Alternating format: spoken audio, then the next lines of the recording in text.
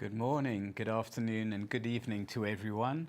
Welcome back to the third and final day of the IAIS Global Seminar. And we look forward to two expert panel discussions today. The first one will look at key risks in the global insurance sector, and the second panel will discuss multi-party solutions to addressing natural catastrophe protection gaps. And both topics are priority areas for the IAIS.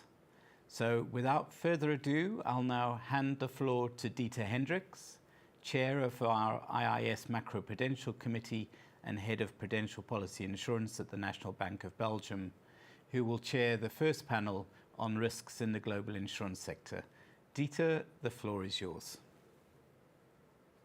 Thank you very much, Jonathan, and also from my side, welcome back everyone to the last day of the IAIS Global Seminar this year. As said by Jonathan, we will kick off today with a panel on key risks in the global insurance sector. The idea of the panel is to discuss the key risks and trends that are faced by the insurance sector, and we will also discuss the strategies and the responses to these key risks from both an insurance perspective, but also from a supervisory perspective. Now, I'm not alone today, of course. I'm joined by an esteemed list of panelists. We have with us today Alison Martin, CEO EMEA at Zurich Insurance Group, Simon Harris, Managing Director of Global Financial Institutions at Moody's, and Gareth Truran, Executive Director Insurance Supervision at the UK PRA. Welcome all of you. The bios of our different panelists can of course be found on the website of the Global Seminar. And what I will try to do is to build our discussion today around two main topics. For the first round, we will focus on geo-economic fragmentations, the risks related to geo-economic fragmentations, and how to address those risks.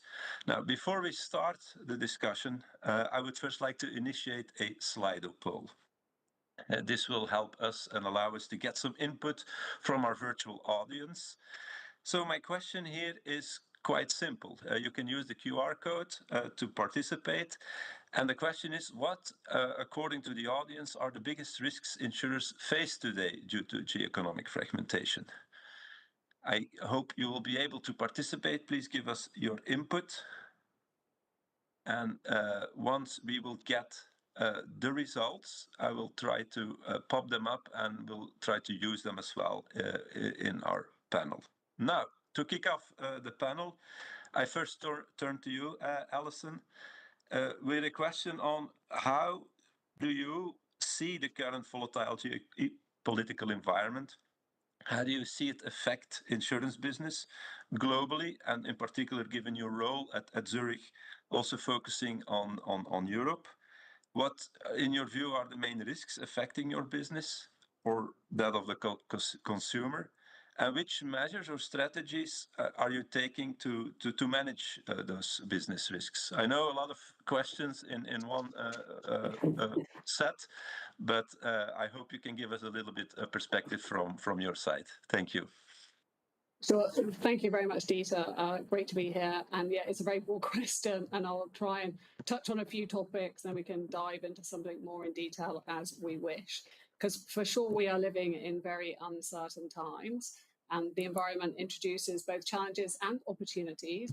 And I think it's a good reminder for why actually businesses need to be resilient to deal with multiple challenges. So if I start with maybe a quick look at the trading environment we're in. So unfortunately, I don't have a crystal ball, so I don't know what the outcome is going to be of the US and the rest of the world tariff discussions. I hope sanity will prevail, but we do have to be prepared for adverse outcomes, albeit, and I think this is important, not at the risk of distraction of the businesses in endless scenario planning, because I see that as a real risk for business. But the tariffs, I guess, how we see things right now. I mean, clearly the existing and the threatened tariffs are increasing costs around global supply chains across multiple areas of business for European exporters, for customers. I mean, that's no surprise. Rising input costs are being passed on to consumers. It's squeezing margins and, of course, dampening demand. Now, the good news, and as the CEO of a business, I always try and look for good news as well. I mean, this is a playbook that we have seen before. So we know premiums will have to increase where we see claims cost is going to rise. Life insurers will need to be prepared in the face of volatile markets where we know that we can see increased lapses or new business challenge. Heightened litigation and economic uncertainty we know puts pressure on liability, particularly areas like D&O coverage, to name just a few. I think in this turmoil, I think it is important to say that there are some positives that we see. So the resetting of the geopolitical norms does mean we see a big opportunity in the repositioning of European competitiveness, rearmament, which is probably not something I ever imagined saying on a panel a few years ago. I mean, that's a big opportunity for industry and insurance to support the spend of euro 1 trillion. I mean, surge in infrastructure spend, renewables, communications. I think the interesting thing is it's going to not just be defense, it's digitization, it's large scale construction, property, all the things that insurers are there to support customers to do. Not without risk, of course, because we will need specialized insurance products to deal with newer technologies. So we do need to also improve our underwriting. Credit risks will get better on the margin. Because we see some stronger sector-specific dynamics, which will probably compensate for poorer economic outlooks. And cybersecurity, where you see increasing defense spend in IT security, military intelligence technologies, that tends to improve resilience. And cybersecurity has obviously been a key focus area for insurers. And I would be wrong not to flag that I think the Savings and Investment Union of the European Union, that I think that as a notion and the ability for citizens of Europe to help co-invest in that new European future, I think that's a really exciting opportunity. But back to risk, it would be surprising if on a panel with insurers, I don't mention climate risk as one of our biggest focus areas. And I think this has become politically even more challenging than it used to be. I mean, the numbers speak for themselves. We know extreme weather events are increasing in their impact. Last year to 370 billion, about 40% of it's insured. I mean, you can argue how much of the increase is due to economic factors and more residential and commercial property being put in harm's way. But ultimately, we know this is an exacerbation of an issue that we do see increasing severity of events. So we have to build resilience. And that's a huge focus for us at Zurich on how do we support more resilient societies, more resilient corporations. Now, obviously, it's not just a physical risk, though, climate. Insurers were in the forefront of litigation when it related to the harms of asbestos, tobacco. So we know litigation risk is a very real and present threat. So climate risk for us is a hot topic, as is supporting customers with transition. New technologies mean new types of risks. So we need to keep pace with innovation as our customers do. And then, I mean, the politicization of this issue, I mean, it's difficult enough to manage climate risk as it is, but the lack of common agreement on the roles and expectations of different actors is making this really challenging. So some believe the market should be left alone to sort it out themselves. Some believe the insurance industry should take the role of the government and decide what is right and what is wrong. And then some believe governments need to step up more and provide clearer policy. None of this is helping manage the risk. I think maybe a very quick word on a couple of other risks, but I promise I'll be quick.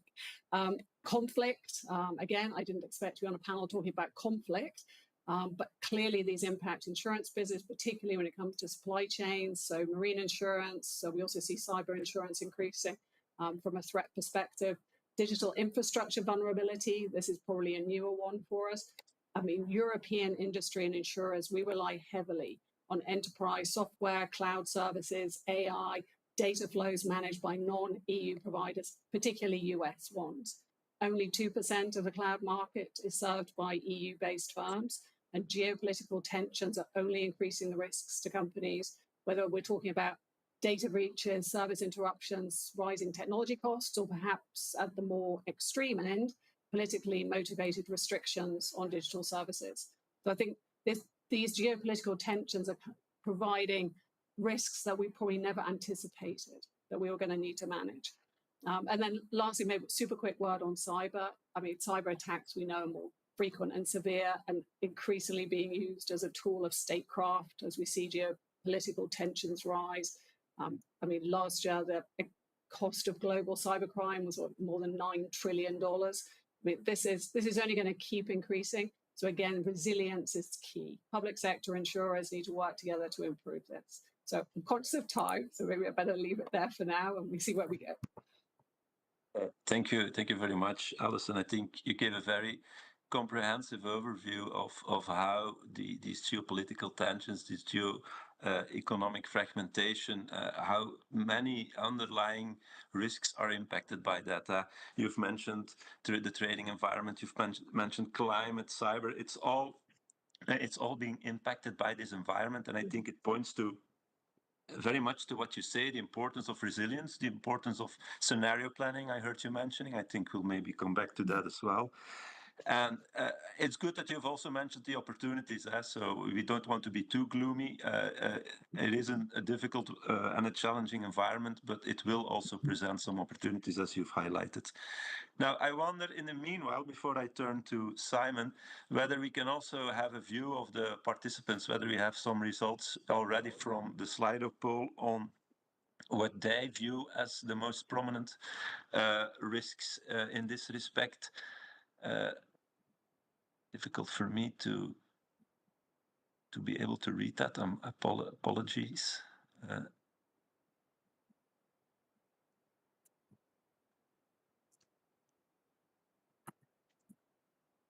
I'm not sure if the other panelists are able to view the results, so it's not only me.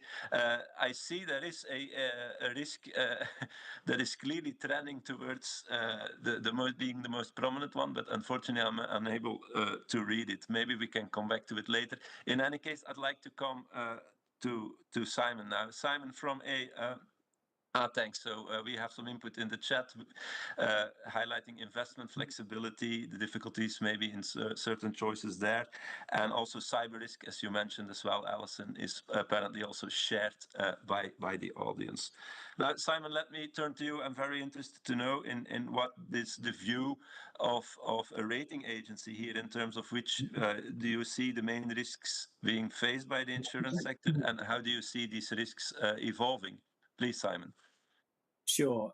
Thank you, Dieter. And again, thanks to IAIS for the chance to be on this panel today. So, I mean, I will touch on quite a lot of things that Alison has already mentioned, but I guess coming into this first, I think it's important to point out from a rating agency perspective, what's the current position we have in terms of rating outlooks. And actually, from a European perspective, on both life insurance and P&C insurance, we actually have stable outlooks. We changed our outlook on P&C from negative to stable earlier this year. So that's a good position to start coming into when thinking about these risks. And in fact, for the reinsurance sector, we have a positive outlook. I've been at Moody's well over 20 years, and it's the first time we've ever had a positive outlook on reinsurance. And I think those of you in reinsurance will understand why, but it reflects the pricing environment, the drive, and the need for reinsurance that we think is a permanent feature. So again, we're coming into this environment that, yes, there are risks we're going to talk about, but we come in with a situation where life insurers and P&C insurers and reinsurers are all in a pretty good position from our perspective. And that's built on a couple of things. I think profitability has generally been pretty strong, supported by higher interest rates. Capitalization levels are generally strong, or either on a regulatory or on an economic basis. And asset quality, we're going to talk about changes in assets, but at least right now, asset quality is generally seen still as a strength of the industry. But the things that we worry about from a rating agency perspective, I really highlight a couple of things. Again, Alison mentioned some of these, but the macro environment, the geopolitical environment, the tariff uncertainty, it does put pressure on, particularly on asset values, on asset volatility, and as you know, insurers are big investors in assets, and so therefore that creates some issues that the insurers need to be aware of and manage appropriately. On the asset side, and I think maybe we'll come back to this later on, but we are seeing an increase in use of alternative assets, not everywhere, and maybe not to levels which are immediately problematic, but there is a change in approach to how insurers think about alternative assets. So that's something we're keeping an eye on. Alison mentioned climate change. I think our view on climate change is this is something which the industry can manage, but it needs to be managed, right? I mean, so the industry has insurers and reinsurers have regular repricing, very good risk management tools, but we all know that the climate is changing, and it needs to be managed carefully by the industry. Two other things I'd mention which I don't think we've touched on yet. One is around reinsurance strategy, and in particular offshoring of use of offshore reinsurance, which isn't automatically a bad thing, but it needs to be something that we make sure we understand from a rating agency perspective. So that's one area I'd flag. The other area I'd flag, maybe a particular interest for this audience, is around interaction with regulators, and particularly in Europe, the issue of insurance being value for money, and that's a very fair point, very fair question, but it is something the industry has to manage. How can they manage providing the right sort of customers, the right sort of products to the right customers with the right value around that? So those are some of the risks that I would highlight. One thing I'd add as well, I mean, I think as you mentioned, Dieter, in terms of the responses, the participants about what were the highest risks, we had investment risk, market volatility, cyber, and complexity being the top three. We actually also in Moody's completed a CFO survey of a high number of insurers and reinsurers, European groups, in the last couple of months. And the three things they highlighted were firstly, low economic growth and macro environment. Secondly, geopolitics. And thirdly, pricing and competition issues. So there's some overlap there. I think that the first one seems to be consistent around low economic growth. It's consistent with the investment environment and market volatility. Certainly, there seems to be consensus there based on what we saw from the survey we took of our insurers. Thank you very much, Simon. I think also it seems to point at least that we are looking at the same type of risks everywhere around the world and from different perspectives. So to some extent, it seems that we have similar views. You mentioned asset quality. I'm sure we'll come back to that also in the second round of today's discussion. And I've also highlighted indeed that what we noticed that IAIS, when we performed our analysis, like strong profitability, good ways to generate capital, strong capital positions. And this is also something we've noticed through our global monitoring exercise. So it seems that it points also in that sense in the same direction. Now, let me turn to Garrett to get a supervisory view here. Garrett, out of the risk just mentioned, what are, in your view, the main risks that PRA is focused on? And let me immediately combine it also with a question on how is the PRA supporting measures to mitigate maybe some of these risks? Have you had the need to issue any supervisory measures, or are you planning to do so? So please, Garrett. Okay, thank you, Dieter, and it's a pleasure to be here. So very welcome to have this opportunity to discuss these issues. So I think, I mean, perhaps unsurprisingly, I think I share many of the perspectives that Alison and Simon have talked about. I think the industry, certainly in the UK, does start from a resilient starting point. But if we think about some of the issues we've discussed, those map pretty well to our supervisory priorities. We put an annual letter out to our industry highlighting the key things that we are focusing on in our supervision. And on the life side, I would highlight a couple of things there. So we have a big shift taking place in the UK at the moment in pension liabilities, moving from the corporate pension sector into the life insurance sector. We may come back to that later on, but that's obviously bringing insurers much more to the forefront in looking at the investment opportunities that they can take advantage of to help fund economic growth, but also to enable those transfers. And we have asset intensive reinsurance as another feature here, which again I'm sure we'll come back to. On the general insurance side, as well as the issues that have been mentioned, I mean we're also focusing on the shift that we're seeing in the market cycle. So as Simon mentioned, we're on from a period of very sort of strong profitability, but certainly some signs that is shifting. So making sure that insurers focus on that is obviously an area of importance. And more broadly across the sectors, looking at areas like operational resilience, cyber resilience, and some of the climate risk areas. So I think those broad areas map pretty closely to many of what we've discussed. I was going to say a little bit more on a couple of points. One is the geoeconomic fragmentation point. And I think that's an area that the IAIS is clearly focused on, and we are too at the bank. And there's many indicators. I think the IMF runs a number of measures on this. I think the one measure of sort of global fragmentation is at the highest it's seen for several decades. So I think we're definitely in a period where that is to the forefront for the reasons we all know about. But I think some of those geopolitical tensions, reduction in trade, can sort of interact and reinforce each other as we think about the risks to the global economy and the financial system, and for insurers, the risk that they face in their credit exposures, and also from a underwriting perspective, changing the nature of some of the risks and claims costs there as inflation perhaps is a bit more prevalent. But more importantly, well, as importantly for us as the regulator, we are very focused on the risk of fragmentation in terms of global policy cooperation.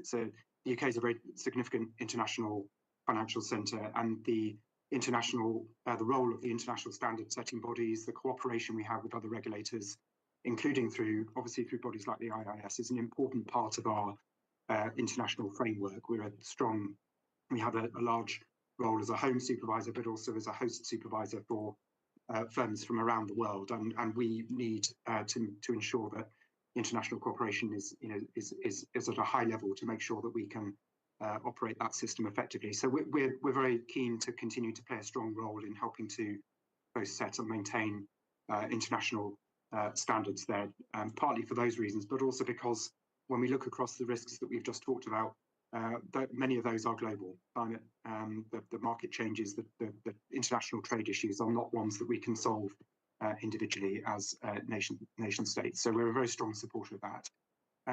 Briefly on the investment risk side, I mean, clearly we've seen volatility in recent months. Actually, in the UK, our life insurance sector, it starts from a strong position, but is also less exposed to some of the short-term market volatility. We haven't seen a big impact there, but the key risk for us really is to what extent that moves forward into broader economic challenges and the outlook for the credit portfolios that our insurers run. So what you asked what we're doing about that, Dieter. I think from a fragmentation perspective, as I say, we remain strong advocates for and contributing to those international bodies, both on the banking and insurance side. Andrew Bailey's just taken up the role of chair of the FSB, so that remains a priority for us. I think on the domestic side, with the focus I mentioned on investments, we're doing a number of things. I'm sure we'll come on to the risks that we're looking at, but I think we're also trying to make sure we play an important role in helping facilitate the insurance sector invest in the real economy and support innovation and growth, given the economic challenges we play. So where that interacts with regulatory frameworks and at our role, we're trying to make sure that we do what we can to support insurers investing in appropriate assets and make sure that we can facilitate that and not be a barrier to that. And we're very keen to do that.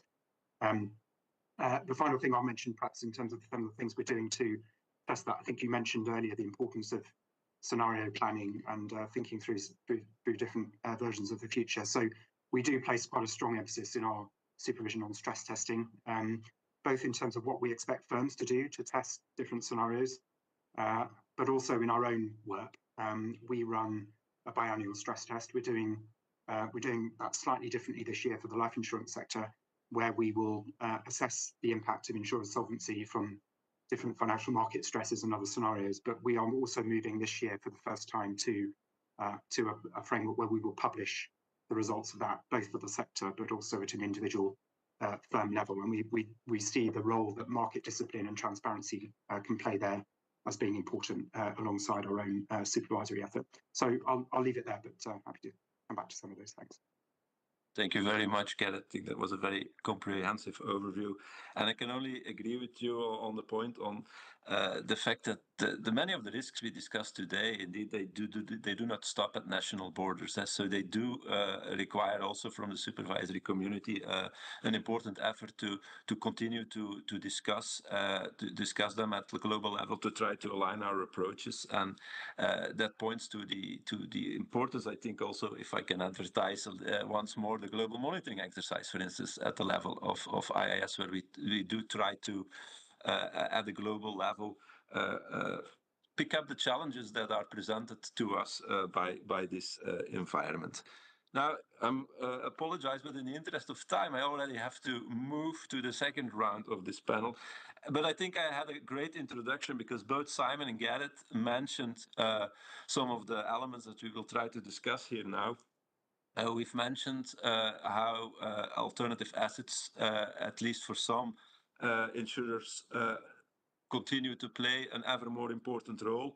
I've also heard mentioning asset-intensive reinsurance. And that's actually the two things we would like to cover in this second round, where we once more will take a look at these shifts, these structural shifts we see in the life insurance sector that are characterized by an increased investments in alternative assets and increased use in asset-intensive reinsurers. Now, again, as I did for the first round of discussions, I'd like to get some input again from the audience via a Slido poll. And again here, also, I hope the question is easy enough to answer. What, in your view, are the main risks associated with investments into alternative assets?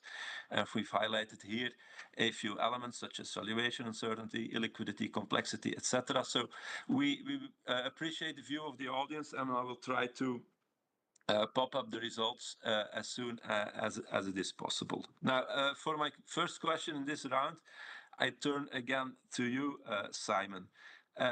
Be very interested to have a rating agency's view here on the increase of allocation of life insurers towards these alternative assets. I think you've mentioned that there are some concentrations and the growing use of asset-intensive reinsurance. So what is your perspective on this? Sure. Thanks, Dieter. Well, yeah, as I mentioned, it has been something we've spent quite a lot of time thinking about, and it's a bit of a concern for us. And to properly assess the level of that concern, we've done a couple of surveys. We receive a lot of information in financial statements, obviously, but a lot of the information around asset quality and nature of assets we conduct via surveys. So we've surveyed our European population of insurers and our US population of insurers, and in fact globally as well, and published a couple of reports in the last few months. Now, what we concluded from that information was, firstly, for the European side, there has been, and I should say, by the way, it really depends what you mean in terms of definition of alternative assets. When we talk about private alternative assets, we're including things like private placements, mortgages, private debt, private equity. So it really depends on definition, but we're using the same definition globally to approach this. And what we found was that from that perspective, alternative assets was about 13% of European insurers' investments at the end of 2024. That number was a bit higher in the UK than it was in the European Union states. And I think that's probably driven more by the fact that many UK insurers have a higher proportion of annuities. And so alternative assets are a better match for those kind of liabilities. So 13% across the board in Europe is a decent number. We expect higher in the UK. If you do the same survey which we did in the US, you're looking at more like a third. So quite a significantly higher use of alternative assets. And, to us, that's not really a big surprise because, as many of you know, there are much more connections between many US life insurers and private companies, private asset generators. And some of them are owned by these companies. Some of them have affiliations to them. But there's a much stronger connection that's been building for a much longer period of time. So that's the kind of the picture as we see it. And so in both cases, those numbers have gone up recently. And again, the number is higher in the US than it is in the EU. We think that from a European insurance perspective, we actually think this is actually a credit positive, which may surprise some people. And a couple of reasons for that. Firstly, what we've seen is that what's happening is that many European insurers are reallocating from public exposures to private exposures, but they're generally the same kind of thing. They're just moving from public to private. So it's they have similar sort of qualities, but it's just the nature of the assets is private versus public. And the benefits that we see insurers getting from that, you do get a yield pickup. There is some diversification benefit typically because you're investing in slightly different asset classes. There's a better ALM matching potentially as well. So those positives outweigh the negatives, which from our perspective are around illiquidity and opacity. And we'll see what your survey says, but those are really the issues we see about private assets are transparency and lack of liquidity. Those are the issues. But those things can be manageable. And also the thing I would say as well is that, private or alternative assets, private assets, there's nothing inherently wrong with these things. There's nothing inherently particularly problematic. And in fact, many insurers have invested in these types of assets for many years, for decades, in fact.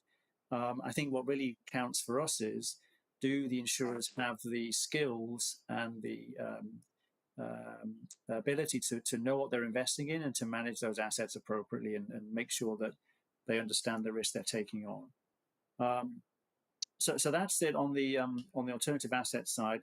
Now switching to reinsurance, and again, this is quite it's region specific. I mean, as you probably all know, this is much more of an issue for US life insurers in particular, where there's been a huge increase in the use of offshore reinsurance to places like Bermuda, not only Bermuda, but other places as well.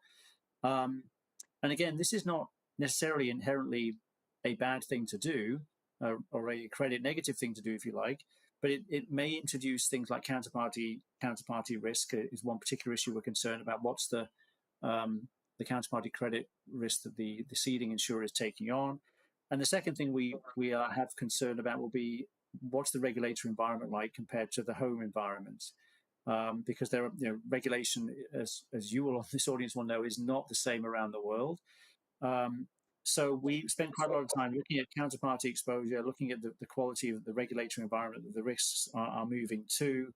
And what we're worried about there is there a risk of recapture? Does something happen either at the cedant or somewhere else that the ceding company has to recapture the sessions they made, and can that be slowed down somehow, or can that lead to sort of issues that may be problematic for the ceding company?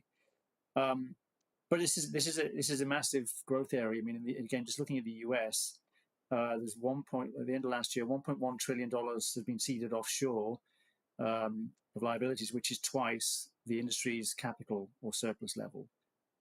So it's meaningful. It's a risk that has increased in recent years. Again, we're not saying that it is automatically a bad thing, but we need to monitor where the risks are going, and what counterparty risks the ceding companies are taking. So I'll leave it there on those 2 points. Cover quite a lot of ground, Dieter. Thank you very much, Simon. Again, very, very comprehensive overview of both trends. And I think many of the elements that you mentioned in terms of asset-intensive reinsurance on recapture risk, counterparty risk, etc., we may hear later on from Garrett as well, maybe how that keeps us as supervisors busy as well. I'd like to highlight as well one important element, because indeed here, and also the poll illustrates it, we focus very much on the risks and challenges, but I think you've pointed out correctly that there are indeed also positives here. Yield pickup, the opportunity to differentiate a little bit more in the investment portfolio. And often we do notice that these alternative investments indeed are quite equipped to match the long-dated liabilities of many insurance. So you've very much rightfully highlighted some element where we as supervisors are also very much focused on how to ensure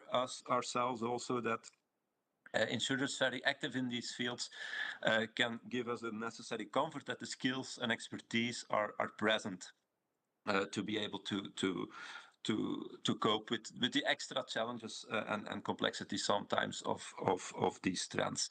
Now, I'm very curious to see how the audience feels about this. So let's see if we can have some results. This is very interesting. So we have around 30%, a bit more, pointing us to valuation uncertainty and transparency, which was also already mentioned, and a little bit less, 20% on complexity, and then illiquidity and hidden leverage is viewed a little bit less as a risk or challenge. So I think, that points us to questions on valuation, uncertainty and transparency, often undoubtedly related, those two.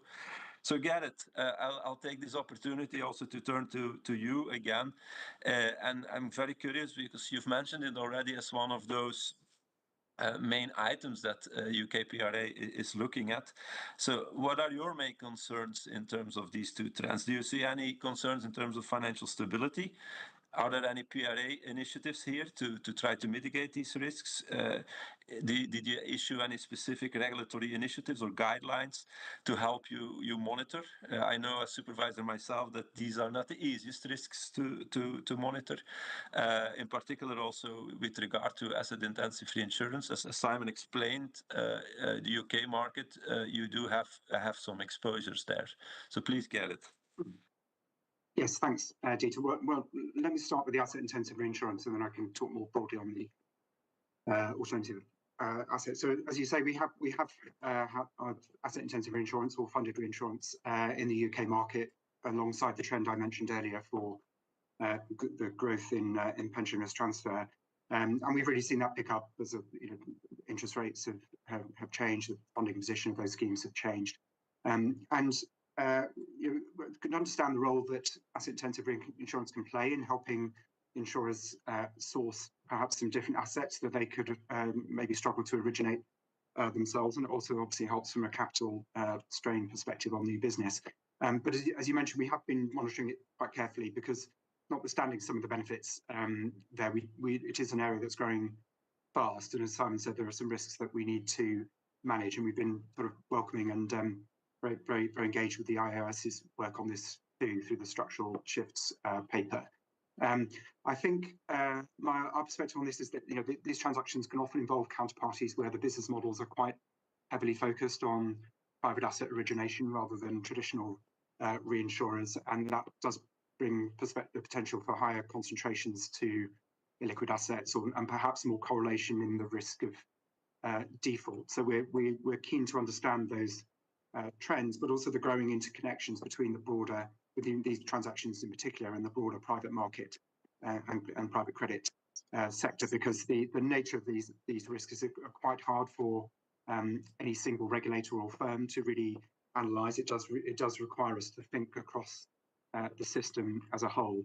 I mean, in the UK, we've seen, well, from a supervision perspective, we've done some supervisory work on the controls that UK insurers have over these transactions, when they're managing those, and we've published some policy expectations for insurers who are active in this market, covering the sort of risk management expectations we would have, the solvency modelling, how they're structured, and as Simon mentioned, how insurers assess the risk of recapture of collateral, particularly where that wouldn't fit their own portfolio requirements, or and so on. So that has been a focus for us. We've seen some signs of improvement in some areas as firms have responded to that, but also mindful that there are commercial pressures pointing the other way. So we have noticed some deterioration, for example, in the type of collateral standards that often accompany these transactions. So we've been looking hard at that. I think at a system-wide level, I think it's been mentioned, it's really the concentration risk that we worry about across the system, which is hard for any individual firm to assess. And so we are looking at how that might play through in stressed circumstances where recapture events might happen, where in response to underlying stress in a particular sector where multiple transactions could be affected, or there could be correlations about the type of counterparties that would be under stress at the same time. So we do expect insurers to think carefully about that. But also, as I mentioned, we're doing our own stress testing work this year, and alongside the general market scenarios, we've also asked firms to model the impact of a recapture scenario for their largest asset-intensive reinsurance counterparty, to understand the impact that would have if they bring that back onto balance sheet. Just briefly on the broader private markets trends, I think that's been a strong focus for us too. As you mentioned, there are very many good reasons why private assets can play a very sensible role for insurers, particularly where they are looking to back long-term liabilities. But again, there are risks. So the data, I think, shows that quite a large proportion of private equity-backed corporates often have higher levels of debt financed through perhaps more risky structures like leverage loans, and so they may be more exposed to some of the economic trends we were talking about earlier, like higher interest rates or deterioration in sentiment. So we have been monitoring that closely at a system level. Our financial policy committee has been looking at that. I think our view at the moment is that the private finance sector is resilient, but particularly as we've moved from this low interest rate environment into a more challenging position with the challenges we talked about to global growth and credit. That those issues around higher leverage, some of the opacity about valuations, and the interconnectedness between different parts of the financial system, including through ownership, as Simon mentioned, or debt and equity financing, leverage, liquidity, and so on, really could come more to the fore, and those interconnections are important for us to think through. So at the macro level, the bank's also thinking about how we improve our analytical capability on things like that. So both to understand the behaviour of different parts of the financial system under stress and how those dynamics might play through in practice, but also to address some of the data gaps that make it harder for us to really follow those through across different parts of the sector beyond insurance into the broader financial credit market. So I'll pause there, but yeah, definitely a topic that we're very focused on. Thank you. Thank you very much, Gareth. And I must admit, I'm intrigued myself in some of the work that PRA is doing there. Also, you mentioned, for instance, the stress test and on the recapture risk, etc. I think it's very much trend setting. And you've highlighted very much also the challenge that we are struggling with at, I think, also at global level, how to understand and how to monitor best what is happening at a global level. Also, the interrelation with other parts of the financial sector. I think we're still all learning in that respect, trying to understand which role insurers can play here. And you mentioned the data gaps. That is a challenge indeed. That is, albeit that many of us already collect a lot of data, we still notice that there are some areas where we do perceive those data gaps. Thank you very much. Now, I'm going to use this opportunity to turn also very quickly back to you, Simon, because Gareth mentioned it as well, and it's one of our points of focus at the IAIS on private credit, private assets, and we know also ratings play an important role here for this asset class. So how do you cope with this inherent opacity and complexity of these markets, also when assigning ratings, for instance? And what are your views on public versus sometimes private ratings for private credit and other alternative assets? Are there any risks we should be aware of? Sure. Thanks, Dieter. Well, yeah, I mean, you're right. Opacity and complexity are just inherent to private markets. That's kind of it's in the definition, right? So they are inherently more opaque and more complex than public markets, and that does bring challenges. The one thing I would say on complexity, yes, you can have private structures which are very complex, but you can also have public structures which are very complex. So I wouldn't necessarily say that private markets are, by definition, more complex than public ones. That isn't always the case. They can be equally complex. There's some which are more complex, but it's not. It really is case by case. Opacity, though, is an issue, and data. It's not lack of data. The data is there. I mean, private lenders and private equity investors, they get huge amounts of data because of the position that they have and the closeness they have to the companies they're investing in. But does that information flow around to the market and to the industry? Well, no, it doesn't. There's a data flow issue there, and again, that's part of the definition of private markets. But I will tell you that what we do in the rating agency when we're assigning ratings to private, whether they're public or private ratings, is we receive a lot of information from the sponsors about the general partners, the limited partners, the different companies that are involved in various transactions. So we spend a lot of time, possibly even more time, because of the number of parties involved in some cases, getting information about the companies involved and their financial position. When we assign private ratings, private credit ratings, so there's a lot of information that we get as a rating agency, and also when you think about some of the structures that we rate all sorts of different structures in private credit space. The most public ones are business development companies, or BDCs, in the US, which, as you know, are publicly traded entities. There's a very clear requirements they have around things like transparency and regulation and capital requirements and liquidity requirements. So those entities in themselves are already very public, and there's a lot in the marketplace about them. We get more information as well behind the scenes when we rate those companies. So that's at one end of the scale, if you like. And then maybe the other end of the scale, you have structures like subscription lines or net asset value facilities, where typically there is not really much information at all in the public domain. And then again, that's where we spend a lot of time working with the arrangers to get the information we need to rate those transactions as accurately as we can.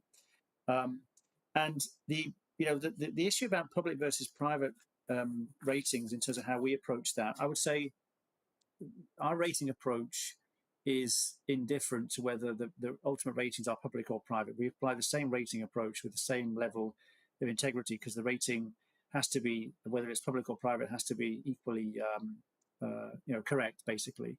So our rating approach is the same. It's really whether the rating is public or private is the choice of the customer, frankly. And sometimes ratings are private, sometimes the ratings are public, and there's all sorts of different drivers for that decision. But it's the decision that the customer of the rating would make. And then just to close out on the risks around private credit, and we've touched on them already, but it is around opacity, and it can be complexity, because it just depends, is the amount of information in the market or to investors made available to investors sufficient for them to really understand the risk they're taking on. And again, it's not to say that private is automatically more complex than public, but the information flow may not be as strong, which can make it difficult to understand what's going on. And then liquidity, what assumptions do people make about liquidity of private assets, which obviously they are inherently less liquid. And I think it's important there isn't a disconnect between what investors and others assume about liquidity versus what the practicality of liquidity is, particularly in a stress environment, which you may argue has not been fully tested in this version of private credit. Thank you very much, Simon, to give us some insight into that, how that rating process works, both for public and private, and as you say, how it is maybe indifferent or approached in similar ways, whether it is public or private. Alison, allow me to turn to you again. We've heard from a supervisor, we've heard from a rating agency, we've heard as well how some of these trends are concentrated in certain parts of the world, even in certain insurers. So I'm just curious to know how should I understand Zurich's engagement, for instance, in asset-intensive reinsurance, if any, and how do you see that fitting or fitting not maybe in your strategy? So we operate a pretty conservative business model, including when it comes to life insurance. So if you wanted someone to defend asset-backed reinsurance, that's probably not Zurich. I thought Simon's statistics were quite interesting. We have even less private assets on our balance sheet than the average of Europeans. Now, whether that's something to do with the solvency regime we're under and the prudent person principles and our ALM approach, I can't say. But in an effort to be helpful to the panel, I think there is a place for high yield, and I think both Gareth and Simon have talked about that. I think particularly when we're talking about interest rates lower for longer and the environment that we've been in, whether we're talking about the need to meet customer demand. And I think if we look at our unit-linked products, for instance, I mean, we operate a capital light savings and protection philosophy. We've done that for more than a decade. But within our unit-linked product offers, if it's right for a customer, if they want to have an allocation to a small allocation to private assets, then that may work for them. That may be appropriate if they want to get the yield. Now, that does depend on risk appetite, diversification, etc. It needs to be part of a broader ALM. They would tend to need to be wealthier customers, let's face it. But I think there is a role to play. And I have to kind of do a parenthesis. I did ask ChatGPT-4 as well what it thought about asset-intensive reinsurance, and it's come up with pretty much exactly the same comment. But the one thing that I think it's raised, because we have looked at it previously, and one of the things that it's raised as a concern, which hasn't come up yet, is what level of confidence can we have in the ability of the reinsurer to have the skills and capabilities, and perhaps Gareth touched on this a bit, to be able to actually match quite complex guarantees that tend to be in some of these portfolios. So how confident can you be in that? But now, because clearly these models work very effectively to put yield into well-matched portfolios, but the liabilities can be incredibly complex.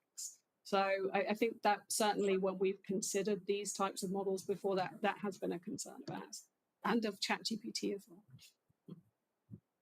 Thank you very much, Alison. I think you point to a very important element on the matching, which I mentioned at the start as well. And maybe ChatGPT is also something we could consider at the IAIS. So, we have been thinking a lot, and it was mentioned, I think, by Simon, how to define alternative assets. Is there such as a thing as a good definition? We've tried to work with principles. Maybe it's a good idea to ask ChatGPT once what he or she, I don't know how to pronounce that, feels about that. Now, I see we have around 5 minutes left for our panel. So I would like to give maybe the opportunity to the audience also to participate. I'm very curious to see if there is a question from the audience for the panelists, whether they would like to hear one or the other perspective. I understood that you may be able to participate either through asking your question through the chat function or the Q&A function, or ask for the floor. So I'm trying to check now whether there are any questions from the audience, and hopefully we'll be able to answer those. I'm depending now a little bit on the input that I get. Do we have any questions? I can see there's a question in the chat. Yeah, now I see it as well. Sorry. Yeah.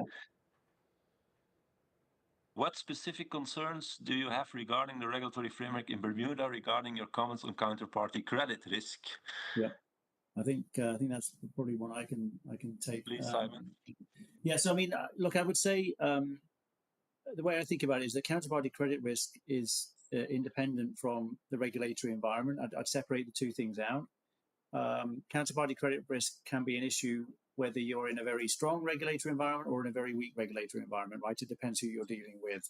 So that's the first issue. And secondly, around Bermuda specifically, what I said about offshoring of reinsurance and the increasing, particularly coming out of the US and going to Bermuda, we think the Bermuda regulatory environment is actually a strong one. It's, as you know, it's EU equivalent, Solvency II equivalent. And there's been really some significant improvements in enhancements to the Bermuda regulatory regime in the last couple of years. So I certainly would not want it to be perceived that I was saying the regulatory environment in Bermuda is not strong. That's not the case. I guess the point is, though, that if an offshore regulatory environment is different to the home one, we just need to understand what the differences are and what pressures that might cause in the event of a recapture situation, or if liabilities have to go back to the home regulatory environment. That's the issue. So to be clear, we don't think Bermuda is a weak regulatory environment. We think it's a strong one. We think it's enhanced. The issue for us is to make sure we understand what the differences are between the home environment, in this case the US, and the offshore one in Bermuda. There are certainly other regulatory environments where we probably would have more concern. Bermuda's not an area for us to be particularly worried about. Thank you, Simon. And I think I can help you here as well. I think we've mentioned in the issues paper at IAIS as well that sometimes we see that differences in regulatory frameworks are one of the drivers behind some of these transactions. So I think you're correct to say it's important to understand the differences and see how they play a role here. And I would say independently from the jurisdiction, I think counterparty default risk is one of the important risks in an asset-intensive reinsurance transaction. So I think that points to that fact as well. We can maybe take one more question, and it's an interesting one because it's a question that I also get sometimes. Gerrit, it's one for you. Do you plan or do you have any prudential limits on alternative assets? Thank you for the question. We don't have any sort of numerical limits on alternative assets. I think a couple of things I would say on that. So we do, in common with the EU's regime, we have a prudent person principle that underlines our whole philosophy in how we think about investment adequacy. So we would expect firms to insurers to invest in assets that are appropriate for the nature of the liabilities first and foremost, and what that might look like for a long-term annuity writer where there are no surrender risks around the policies will obviously be very different to other types of firms. So we don't have any numerical limits. We have the proven person principle that we would rely upon. I think the other thing to say is that obviously we've talked about alternative assets, but I think as Simon mentioned, that there are many flavors of alternative assets. It can cover a whole host of things. So I think one of the useful things that the IAIS has done in its paper is to highlight some of the typical features that are associated with that around valuation, uncertainty, or so on. So I think our approach would be that we don't think it makes sense to bundle them as a group of assets necessarily compared to other aspects, but we would expect firms to think about the characteristics of all the investments they invest in, make sure they're appropriate for the liabilities, and as Emma said earlier, also make sure that they have the risk management expertise and capability to understand the risks and to manage them. Thanks. Thank you, Gareth. I could not have summarized that any better. And I think this brings us to a perfect end to this panel. It's been short. I hope that the audience appreciated the different views around the table. I think we've had some common understanding of what the risks are, and we've seen how supervisors may react to that. For instance, we've seen also how insurers may approach certain of these challenges.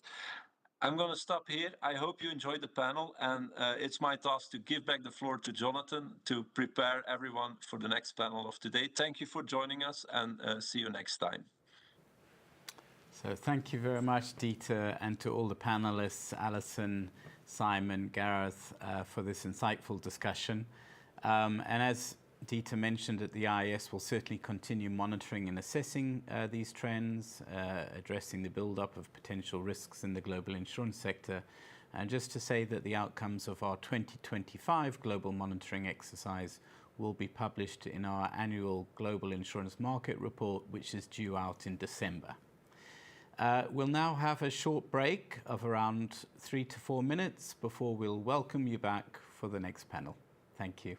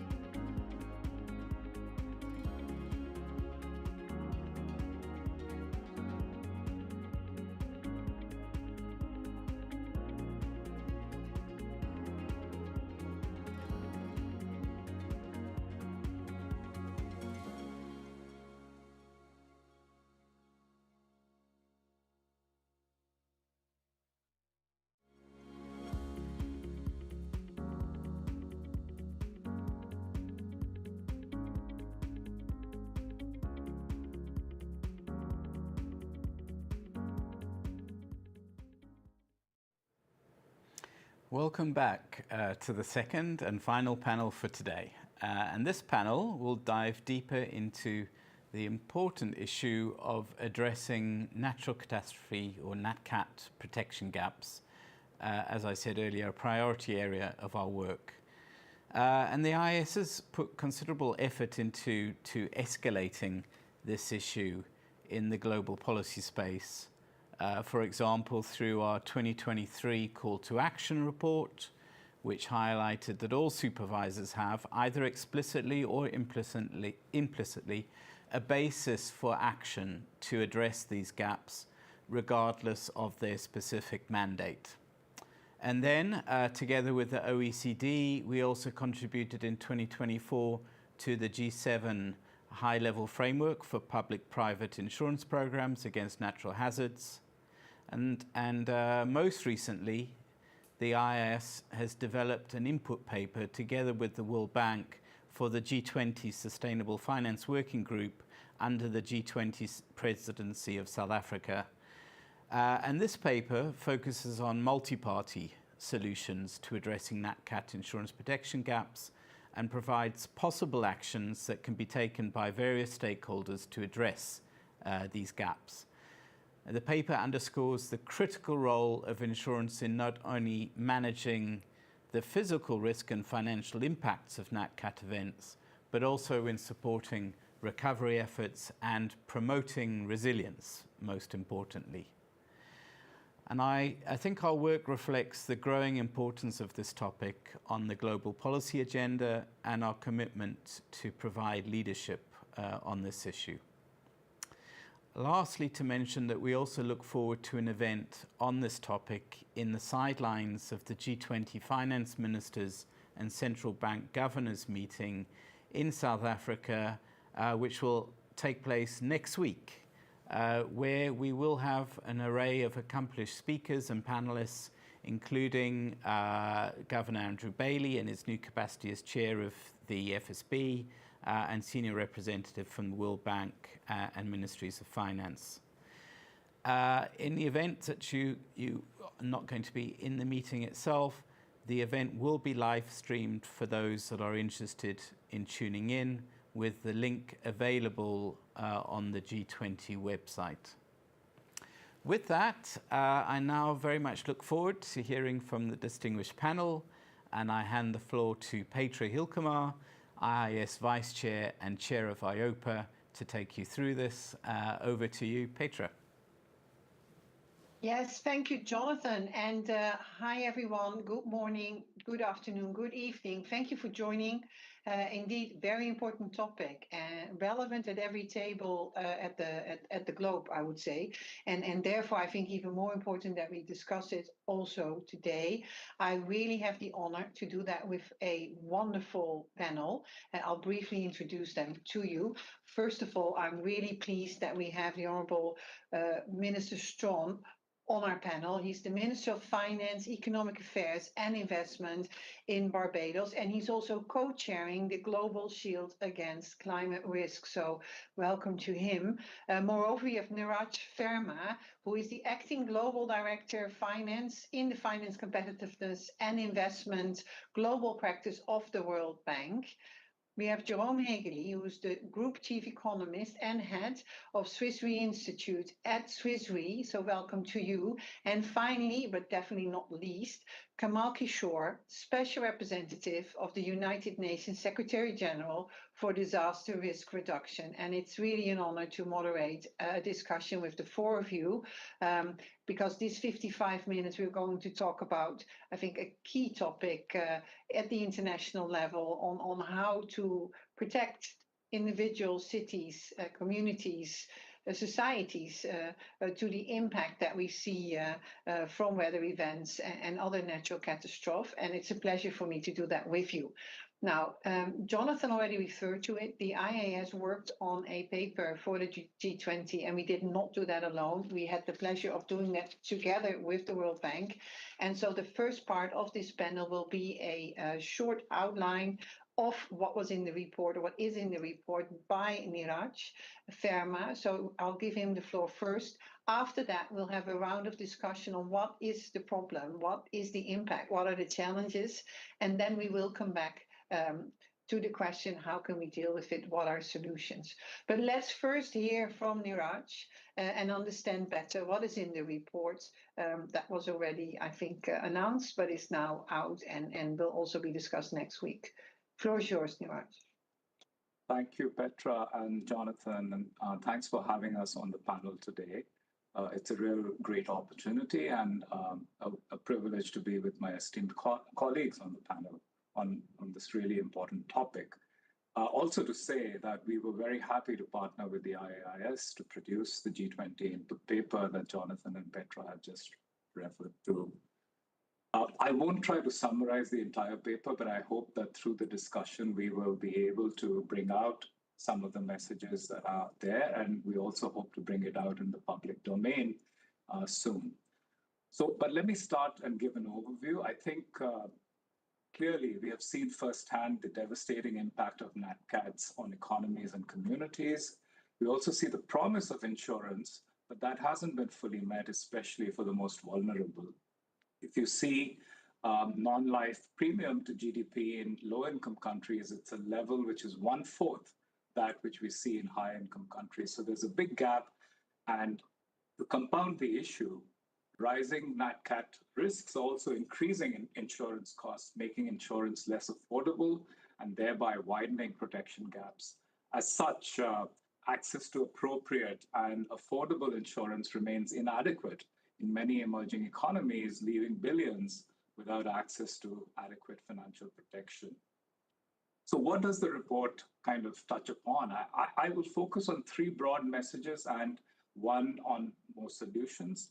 I think firstly, we recognize that while insurance is a critical tool and it is underutilized, by itself, it cannot solve the NatCat insurance protection gap. And what we need also is investments in adaptation and resilience and risk reduction. And these are key to ensuring and addressing the insurability question.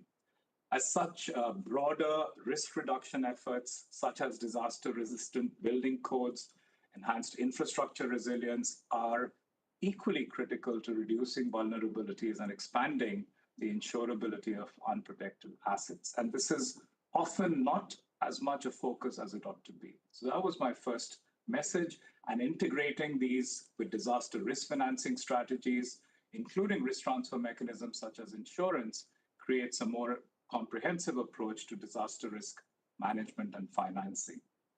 My second message from the paper is that while we outline a range of approaches that stakeholders can consider, it is, of course, important to consider that there is no one-size-fits-all solution. What works in India may not work in Brazil. What works in Kenya may not work in Indonesia. And we need to figure out how to adapt to local circumstances and contexts, fiscal capacity, cultural context, etc., and keep the message that what works in one country may not work in another. And lastly, on the big picture messages, I think countries need to understand the trade-offs between the different options that exist, including the role of public sector versus private market solutions, and considering possible unintended consequences like moral hazard. So this becomes a really important, again, not to blindly adopt solutions, but to adapt them and consider the trade-offs which exist, including fiscal trade-offs. Many of the solutions described in the paper require significant upfront investment by various stakeholders, including the government, and these investments should be weighed against the alternative of inaction, fiscal implications, and of course, other socio-economic and political factors. And my last message, more on the solution side, and I hope we can expand on this, is that implementing successful insurance-based solutions that address protection gaps will require certain key foundation steps. I won't delve into them, but building capacity to assess exposure to NatCat events and protection gaps, including addressing data and model challenges, is crucial. The supervisory and the regulatory frameworks and risk-based regulation and supervision becomes extremely critical. The issue of financial literacy and awareness of risk, and finally, incentivizing risk reduction. So let me pause here, Petra, and I'll be happy to expand on it through the discussion. Back to you. Thank you. Thank you for, I think, very comprehensive, very comprehensive. There is a need, but how do we look at solutions? I'll get back to what you said, but I think you gave a very clear summary of at least what the focus is of the report. Thank you for that. Before we go and continue to discuss solutions, let's go back to the problem. Let's ask, what are the key drivers and causes of net cat protection gaps in your region? You said it, no one size fits all.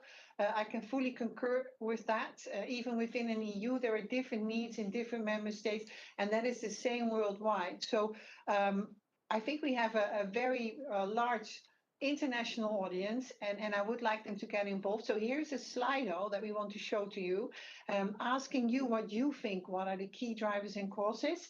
And I'm going to ask the panelists, but then I'll come back to the Slido and hear from you what you think it is. But let me start first with the reinsurers who see a lot. Jerome, zooming out, what are the main figures illustrating the stakes behind the protection gap? Can you say something on that? How do you see these gaps evolving in the short and medium term, and also looking broader globally, but definitely at the EMDs? What can you share? Yeah, thank you very much, Petra. I'm very happy to do so. So first of all, I think let's keep, if you look at the facts and look at our data, our Sigma data, first of all, the global natural catastrophe resilience actually is rising. So on a global scale, you have more protection available against natural catastrophes. And if you look at our data, the global protection available actually increased about 10 percentage points in 2023, which is really a global data, and it's actually more than actually the protection needed by a few percentage points, almost 5 percentage points. So that's the good news, and it's a good news because actually, if you think about the assets that you need to protect, more and more expensive assets need to be protected.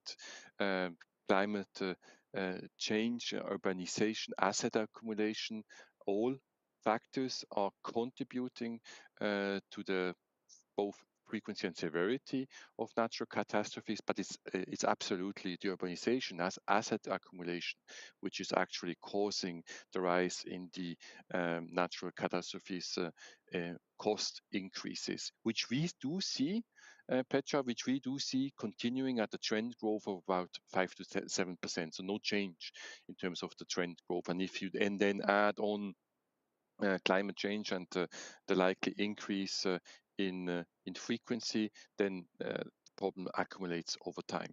But the first point was global natural catastrophes resilience is actually rising, which is, I think, is good news. However, if you dig deeper, and it was mentioned already by you, Nirai, and the report by the World Bank, definitely there are divergences with advanced economies making progress and emerging markets continuing to lag behind.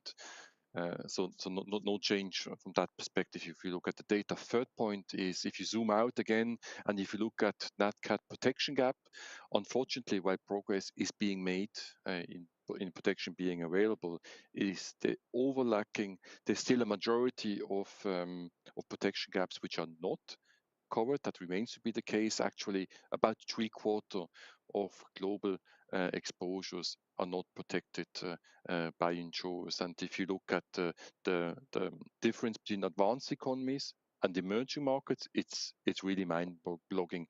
If you look at the differences, about 94% of emerging markets natural disasters is not covered. So more than 90%, and that ratio is about 60% for advanced market. So big differences. I think looking ahead, and we talked a little bit about the solutions. I won't go into too much detail, but let me just mention maybe 2 or 3 points, Petra, if you allow me. So number one, I think narrowing the protection gap, it requires all efforts, but it requires also structurally to lower the loss potential, while also being mindful, obviously, that you need to have the protection available, the increasing insurance, but there definitely is no one size fits all. But structurally lowering the loss potential, I think that is definitely something which also needs to be front and center. And with that, I just wanted to also emphasize, yes, the need and priority that should be given to avoid and reduce the losses. Because if you think about that, and that's my last point, if you look at the data and if you actually recognize that it's not climate change, but actually climate change is a contributing factor, but actually it's urbanization, asset accumulation, which is the root cause of the natural catastrophe increase and then also protection gaps. It's really important that with time passing and climate change seemingly not improving, that we need to put more priority into avoiding and reducing the losses, while also investing and supporting at the same time, investing into risk prevention, but also supporting all efforts in mitigating the risk in the first place. So let me leave it at this, and happy to come back later on. Thank you, Petra. Yeah, thanks, Jerome. And I think that's a nice bridge to Kamal, because Kamal, I mean, you work for the UN for disaster risk reduction, so reduction of the risk. I can imagine that you see a lot of these risks and the impact of these risks, economic impact, societal impact around the globe. Can you say a bit more on what is the impact of what we're seeing currently? Thank you. Thank you very much, Petra. Before I respond to your question, I just want to share one good news. The good news is that decade on decade, mortality related to disasters is going down, and it's going down very significantly, 50% in some parts of the world, up to 94, 95%. Of course, we cannot declare victory there either, because that progress needs to be consolidated. You know, there are vulnerabilities, there are risks lurking in the global system of low frequency, high impact events, which could easily dampen this progress. So, but when it comes to the direct cause of disasters, it is increasing really exponentially. If we look at the first 2 decades of this century, the average loss annual is up to $200 billion. The same figure for the preceding decades was a third of that, price adjusted. So it's really escalating very rapidly, and it is not just the numbers in terms of dollar figures aggregated, but also number of people that are affected. Number of people that are getting affected is also rising very rapidly. People who are losing their homes, those who are losing their livelihoods. And if you add to these direct costs of what I said, $200 billion, the indirect costs, the productivity losses, the losses to ecosystem services, I think it all adds up to something like $2.3 trillion every year. So we are losing a lot to disasters.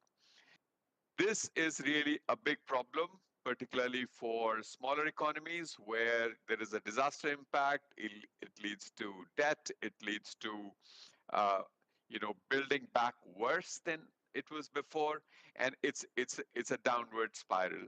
I think if we have to arrest this downward spiral for these economies, it's really important that we have robust solutions, a full spectrum approach, as Neeraj was saying and Jerome was saying earlier, that we have to look at insurance, but also we have to look at what are the measures we're going to implement to reduce the loss potential. There is no option but to reduce the loss potential. By 2030, for example, it is estimated that 500,000 houses in Australia will become uninsurable because risk is just so high. We are not building in the right place. We are not building in the right manner. And this is an advanced economy with pretty robust disaster risk governance systems. So it's really important that the way we structure insurance programs, they should really encourage investment in risk reduction. For example, if you're living in an earthquake-prone area and you are insuring your house, and next year you invest $10,000 in retrofitting that house, then your premium must come down. Otherwise, you're not creating incentives for investment in risk reduction. And another point, which is again a repetition of what Neeraj said earlier, that it's not one size fits all. We really need homegrown solutions for insurance which work in different contexts. There are examples in emerging markets where subnational entities have taken insurance, uh, parametric insurance, and an event has occurred. It has just stayed below the threshold. So there is damage everywhere, but there is no payout because the threshold hasn't been met. I think it's really, really challenging because, in many emerging markets, the building standards are very uneven. There are many dozens of building types. It's very difficult to predict how, at the population scale, buildings will behave. And parametric insurance in those cases runs into some sort of a trouble. This is not a case that we should not pursue parametric insurance, but what I'm saying is that it really has to be set in the context where you're developing it. It really has to be rooted in the local context.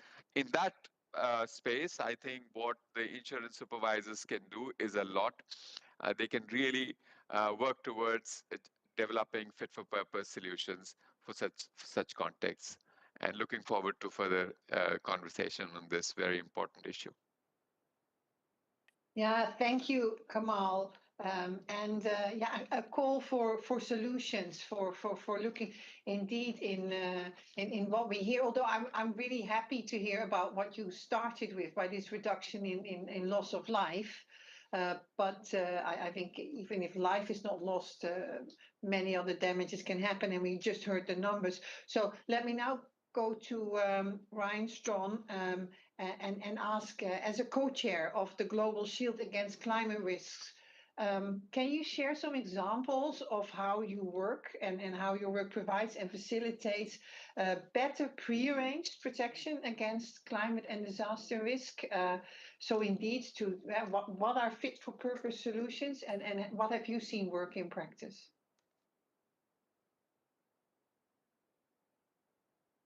And I need you to unmute yourself, Minister. Thank you very much, Peter. Yes, thank you. So happy to be here to join in the discussion this morning. The work that we've been doing with the Global Shield, and as Barbados also shares the Climate Vulnerable Forum, the V20, we have been working with countries across the world to be able to identify the solutions clearly that will work for them. Now, we have put in place a mechanism, for example, to have pre-arranged financing with respect to multilateral banks, World Bank, IDB, at least in our region, and similar entities across the different regions, in order to provide immediate liquidity in the post-disaster environment. Under the Bridge Strong Initiative, as you know, Barbados has been championing very strongly the need for the inclusion of natural disaster clauses, climate resilient debt clauses, to be able to give countries, again, additional resources should the worst happen. But let me also say that we have been pushing countries to also develop their climate investment plans, which will speak to the investments required to deal with mitigation as well as adaptation, as a very clear sense to be able to mobilize not just what the public sector has to do, but equally what private sector investment is required in order to build resilience upfront, because we've all been clear. We do not want to experience a disaster to get debt relief or even to access these resources. The preference is to build resilience upfront such that when the disaster happens, there's as minimal disruption as possible.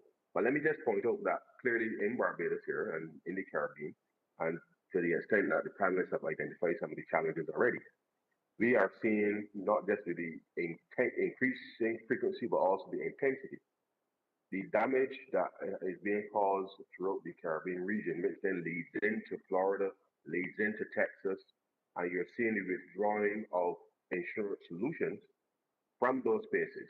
So to the point that was just made about persons investing in the Caribbean and being able to do the necessary retrofitting to make their homes and structures more resilient. The reality is that you're still operating in a risk pool. And if there are millions of properties being withdrawn from the insurance risk pool, even though we are trying to build the resilience within the Caribbean, the harsh reality is that within the context of the reinsurance market, less properties sharing the risk means then that ultimately there is still insurance premium, if you like, that still has to be covered. And therefore, that's something that we need to put our heads together to figure out how do we solve that issue, because we want to be able to mobilize domestic resources to put more into building resilience.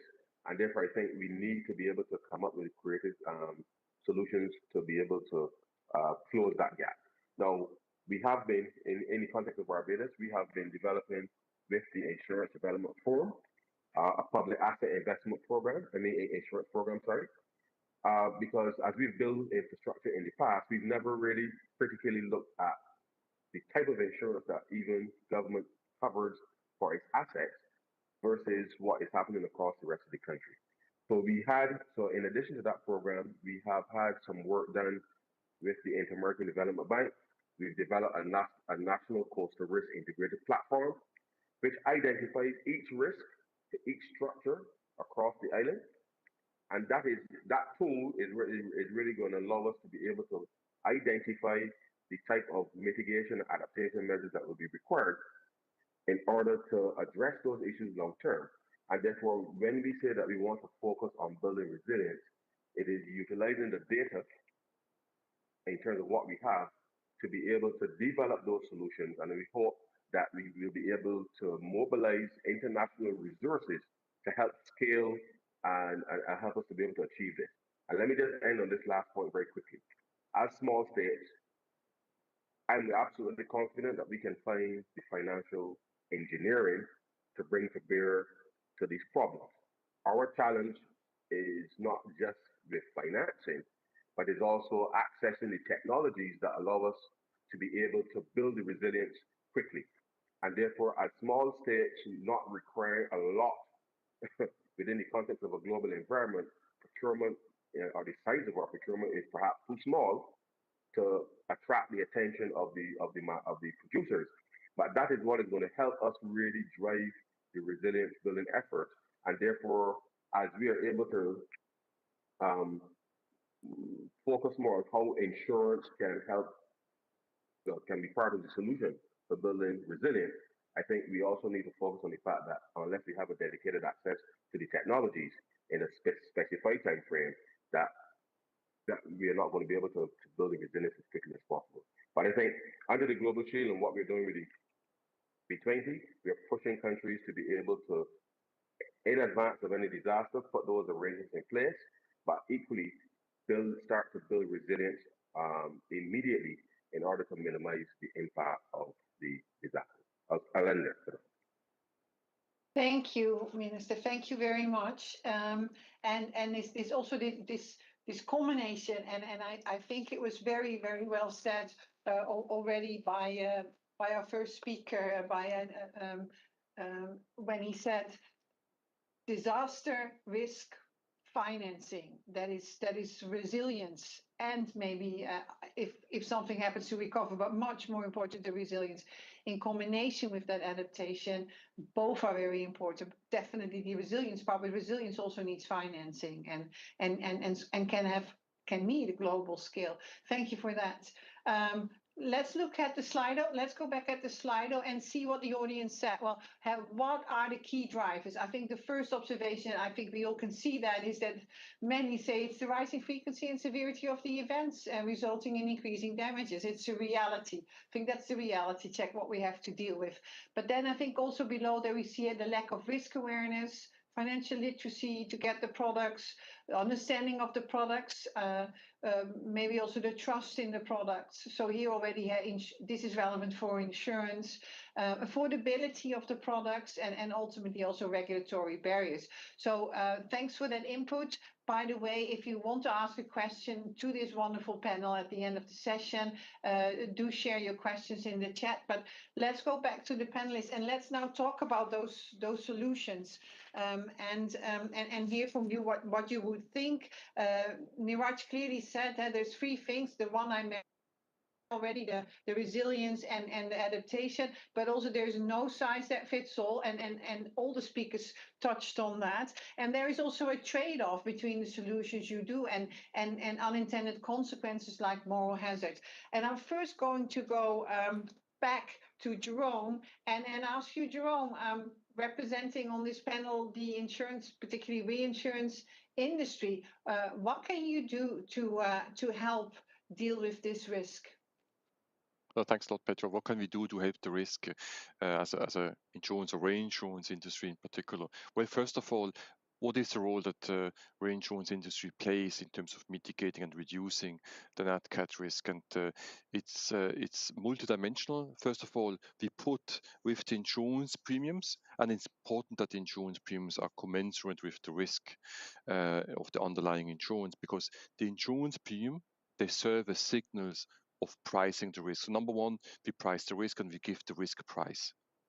Number two, we transform the risk. So we obviously provide risk protection, underwrite the risk.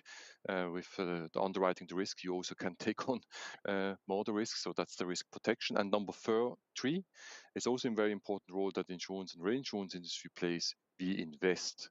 We invest in the assets. We also serve as a long-term investors. I think it's really important that we keep this multidimensionality into mind in thinking about what is the role that the insurance or reinsurance industry plays. Now, coming to the solutions, what is the solution? What will be needed in terms of reducing and narrowing protection gaps? In order to narrow protection gaps, it's important that we have the good data, that we have modeling, which is state of the art. Obviously, there's many other parts needed as well. But let me just talk about the data modeling technology on top of that, and give you one example to illustrate why I chose data and modeling. Flood, and also close to Basel, close to Europe, floods is important risk driver for natural catastrophes. And floods, as you know, it was once viewed as uninsurable risk because you couldn't price it, because you didn't have a history on it, and because it's very local. However, there has been a lot of improvement on the tech front, a lot of improvement in terms of the modeling front, and now you have fully probabilistic flood models which allow the private insurance industry also to put a price tag on the risk. So data modeling is definitely very important for the future in order to provide the risk protection.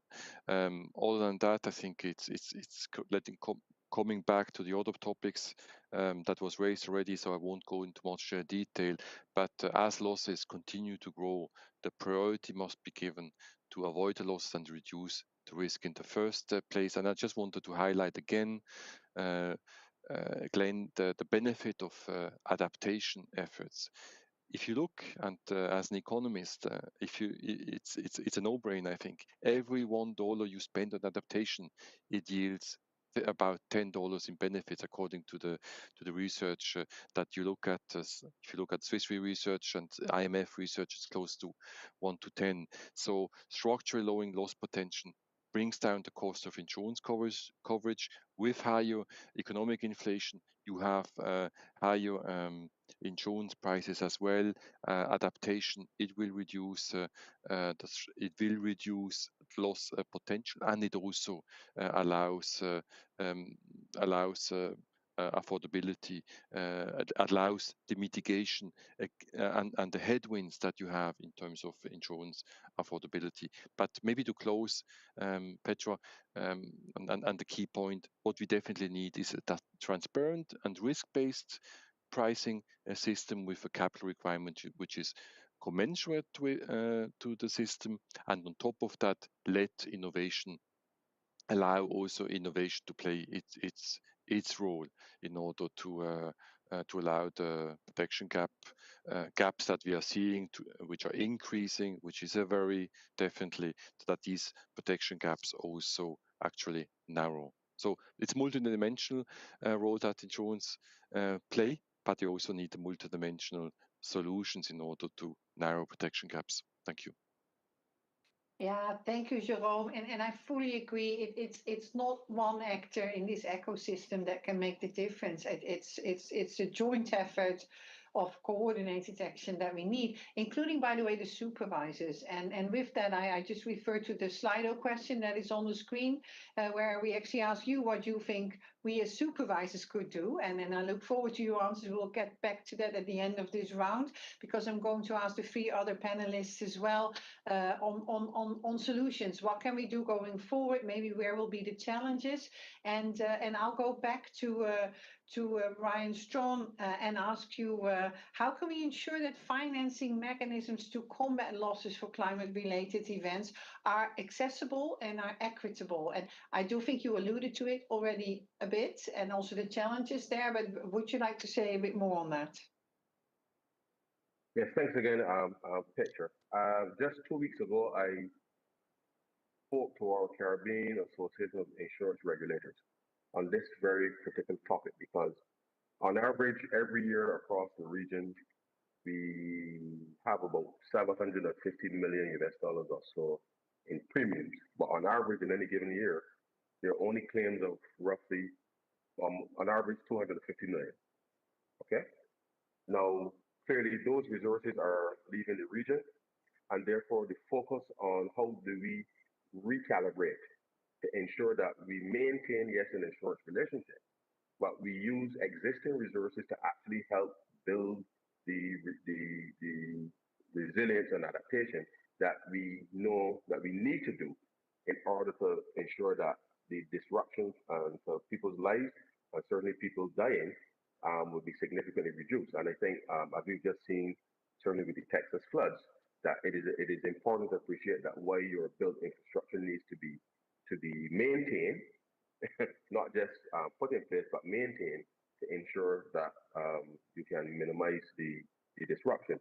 So I feel that within the context of the Caribbean, and working with regional governments and regional regulators, we have to devise solutions to genuinely mobilize some of the existing financial resources and deploy that aggressively in the context of countries having developed their climate investment plans, to be able to say these are the priority areas that we will implement over the course of a few years, that helps us to be able to ensure then that the very businesses and the investments that people are making remain insurable and investable, because at the end of the day, as small states, as my Prime Minister would say, if something isn't insurable, it's not investable.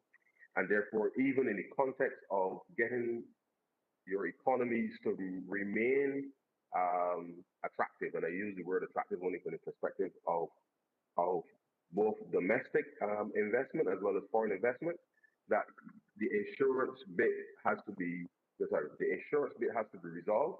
And I feel that that's a mechanism that we can put in place to in a sense, incentivize the adaptation and resilience. So the truth is, in our region, people have, and I think it was Kamal that raised the issue. People pay the premiums. An event happens, and it happened with Hurricane Elsa actually when they passed 3 years ago, and it doesn't meet the threshold for people to get a field from insurance. And I think we need to ensure that as we look at the problem in full, that the people who are actually paying insurance premiums year in, year out, that when something happens, there must be a mechanism that allows them to access the help that they need if we are going to maintain the public trust in the insurance sector. So I think, as I said earlier, I fundamentally believe that we can find the financial engineering to make this work, because we are sufficiently small that it can be done. But unless we get that in tandem with the access to the technologies to deploy quickly, then I think we may struggle. But I believe that this is something that, in the context of the Caribbean, we got with the other governments to be looking at to see how we can, in a sense, create something akin to a Caribbean captive to deploy some of those resources to actually build the resilience at the regional level. And I think that that's something that we will be pursuing in the coming months and a year or two to make sure that in the context of the region, that the financing for building resilience can come in part from some of the domestic resources, whilst we mobilize at the international level as well. Thank you. Thank you very much. And what I hear is that I hear a lot about possibility. I hear possibility. I hear resilience. But the need to finance that somehow, and at the same time, I also hear the need for the ask for if you pay your insurance premium, is that just for those cases where you need the payout, or is there a way to also use those funds to build the resilience so you actually have less damages, which is, I think, the thinking we need to go towards. To how do we use the finances? Now, I think others who step in after disaster are often public authorities. They say they reach out to the public, say we will come and help. That involves also real money, and can that money be better spent ex ante to build resilience? And here I of course am alluding to public-private partnerships to address the protection gap. And Niraj, can I come to you and ask you, are there examples of public-private partnerships that you can share that you would identify as good examples? Thank you, Petra. And I think clearly public-private partnerships have emerged as a key strategy for closing the protection gap. I think Jonathan mentioned the G7 high-level framework against natural hazards, which is gaining traction. So for us, I think if they are well designed and implemented, public-private insurance programs, or PPIPs, as we've been calling them, can be an important part of the solution to address NatCat protection gaps. But we have also seen misuse and inadequate outcomes, premium subsidy skimming, incentivizing, for instance, growing wrong crops that don't fit the agroclimatic conditions. So it needs to be done right. But if it is done right, it can be very powerful. And I'll come to a couple of examples. But before that, just to flag that these are most effective when they involve multi-stakeholder collaboration. As for these partnerships, we really need to leverage both the strengths of the public sector and the private sector. For instance, supervisors can provide the regulatory and supervisory oversight. And there was a question in Slido on that point. They can play a critical role on this one. Governments, international organizations, and multilateral banks such as us can provide financial and technical support and secure access to data and information, support market infrastructure.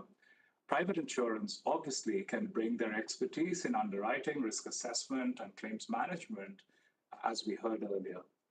Now, PPIPs can take several forms, ranging from provision and sharing of data to joint efforts on preventive measures and cat risk insurance programs, involving risk sharing amongst private insurers and governments. So there are two examples I'd like to quickly cite. I think one is from Turkey, where the Turkish Catastrophic Insurance Pool, or TCIP, was established to increase protection against NatCats such as earthquakes. The government plays a critical role there. So again, on the point of multi-stakeholders, in providing a financial guarantee and building the conditions for insurers to thrive, compete, and collaborate. Private insurers use their capital, expertise, and systems to provide insurance, sharing risk together to increase their ability to protect households and businesses. The pool now insures more than 50% of the population and demonstrated its efficiency after much needed payouts after the very terrible earthquake in 2023. Similarly, in Morocco, the World Bank helped develop a dual program that built on market-based insurance and solidarity principles to protect both insured and uninsured households against disasters. And it covered insured households by extending protection in all property insurance policies to include NatCat risk, while protecting uninsured households through a solidarity fund. And following again the earthquake, the Al Haus earthquake in 2023, the fund paid out roughly $300 million out of which 275 came from international reinsurance markets. Again, illustrating the link between public and private and financial markets on this point. So let me pause there, but these are two great examples from our countries.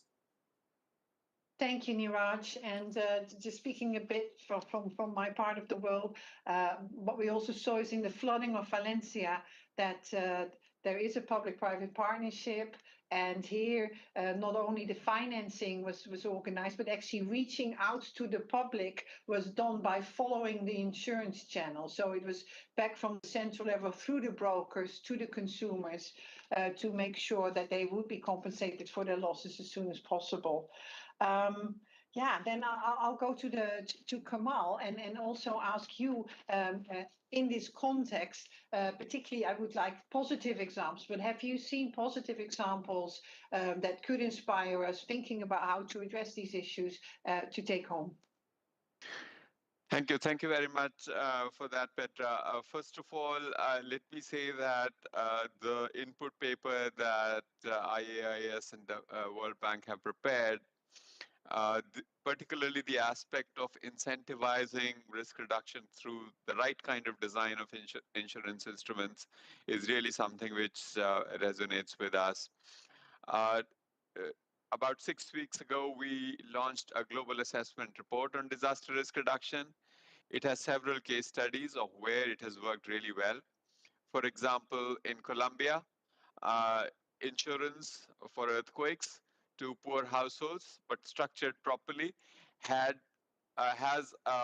increased adherence to building codes and communities themselves building safer houses in the first place, because that's, insurance is linked to a certain minimum level of earthquake safety. So it can really work like that. We also have a partnership with the Insurance Development Forum, where we are working in Argentina and working with municipalities there to see how the premiums would work out with or without risk reduction measures. So I think when we bring both of these things together, I think we can create solutions which are more sustainable, more workable. We have a partnership with the UN Capital Development Fund, working in some Pacific Island countries on looking at how we can actually spur the local insurance industry, how we can come up with bundled insurance which looks at catastrophic risk but also everyday risk, so that people actually begin to see benefits of buying insurance relatively soon. So I think some imagination is required there as well. My final pitch is that, earlier today, Jerome talked about probabilistic risk assessments. I think it would be great if probabilistic risk assessments or risk matrix became more widely available, produced at multiple levels, national level, subnational level, sometimes even local level, so that people begin to understand in a bit more intuitive way what risk is when you begin to quantify it, and what is the role of risk reduction and risk transfer in addressing this. For very long, this whole area has been very specialized and largely stayed with the insurance industry. It's now time to democratize some of this risk analytics. Thank you. Thank you, Kamal. And again, also here on the assessment of risk, how do you identify them? How can you do that more together? What I do now is actually I want to refer to some of the questions that are asked, and I thank you for those who asked the question. And I'm first going to stay with statistics, but maybe slightly on and with you, Kamal, but maybe not per se on this, but going back to your first comment that has triggered some interest, but also from Jan Bauer, who's asking the question. He's from the US supervisors, the NAIC, and he's asking, could you please share additional details about the statistic that mortality from NatCat events has fallen about 50%? And could you maybe be more specific on particular types of NatCat events? So does it include hurricanes, tsunamis, earthquakes? Could you say something more on that?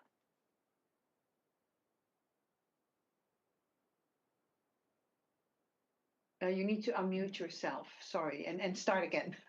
So if you use 2005 to 2015 as the baseline period and look at the subsequent years, 2015 to 2025 as the measurement year, in most parts of the world, mortality is down by 50%.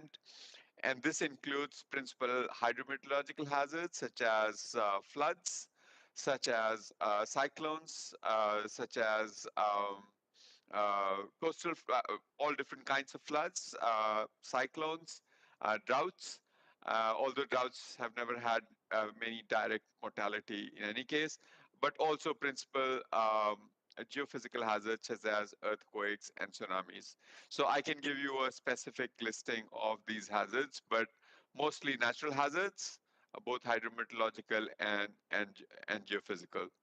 So in some parts of the world, for some hazards, the mortality has gone down significantly. Mortality risk has also gone down. For example, if you live in a cyclone-prone area, the chances of dying now compared to 15 years ago, global average, is a third of what it was 15 years ago. So big progress, but it comes with a few qualifiers. The first qualifier is that for some of these hazards, and here I have to underline extreme heat, it is entirely possible that we are undercounting the deaths because attribution is a very tricky problem there. So I think I would put a big circle around that. But for many other hazards, there is undeniably significant reduction in mortality. Thank you, and I fully appreciate the part what you say about heat, and I think we underestimate possibly the impact that heat has on health and casualties. So I have one more question, and then I also close the floor because we're almost going towards the end of time. But I have a question from Dave Snyder, who is from the Property and Casualty Insurers, and I'm looking at the panel who would like to take the question. Is there someone who can say a bit more about the role of microinsurance and parametric insurance and risk-based pricing, and how could that work in dealing with this issue? I'm happy to do so, Petra. Microinsurance, super important. Parametric insurance, super important. Nothing new to the insurance industry.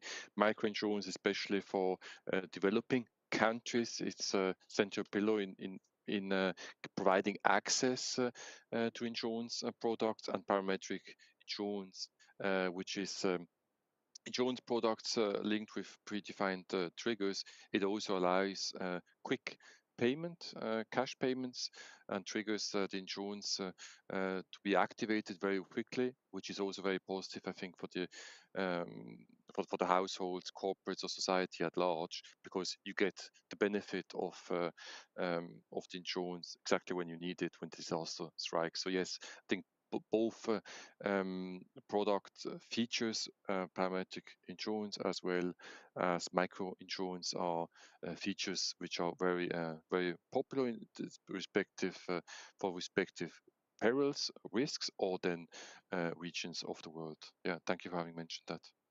Thank you for and again, and I think that's what we started with, and what Neeraj also said is that any solution can also have an unintended consequence, and we did allude that parametric insurance is very efficient and quick, and I think it's how you know what risk you're covering, and at the same time, if an event just not triggers the right trigger, there's a lot of damage. I know. So there's always the pros and the cons. I think they came out today, but I think what stood out today mostly is that it takes an ecosystem to work on this. It takes not only between government and insurers and cities and individuals to mitigate, adapt, and address the issue and find financing strategies. It takes a global effort to help each other in different regions, because that is in the end also how you diversify risk, and how global finance can support the parts of the world that need it. A lot of food for thought there. Thank you very much. I did not forget that this is in the end a global seminar of the insurance community, and I want to go back then and to close it off, just seeing what you gave as feedback on the question, what should supervisors do? What actions should supervisors take? And here it is. First of all, assessing the insurance protection gap. I think many of us do. Is there a gap? What is it? We can give credible information. Advise governments, industry on the solutions. That's a number two, including public-private partnerships, which again, for me, public-private partnership is so much more than having some money ready when something has happened, but it has to be about the public and private working together to build resilience, to create awareness, and to enable people to address the risks that are there. Here it is, incentivizing the risk reduction, therefore, is a third, which I think comes very close, and then improving literacy and risk awareness and supporting the development of innovative products, finally creating and implementing a risk-based and proportionate supervisory system. Thank you for that feedback. We will take that at heart while we continue to work on it together with you. Thank you for all the feedback. Clearly, 55 minutes to address such an important topic is way too little, but I do think we got as much out of it as we can, thanks to a great panel. So I want to thank the panelists.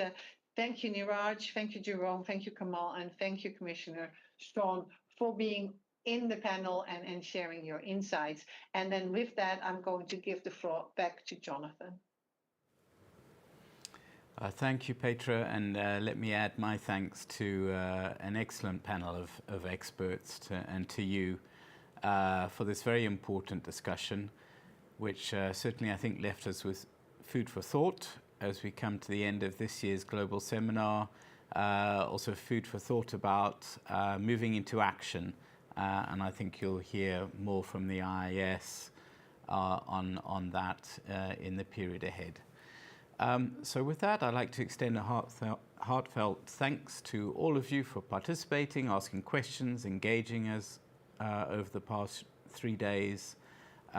This really provides significant value to our work and hopefully gives you some very good insight into what will be keeping us busy in the period ahead.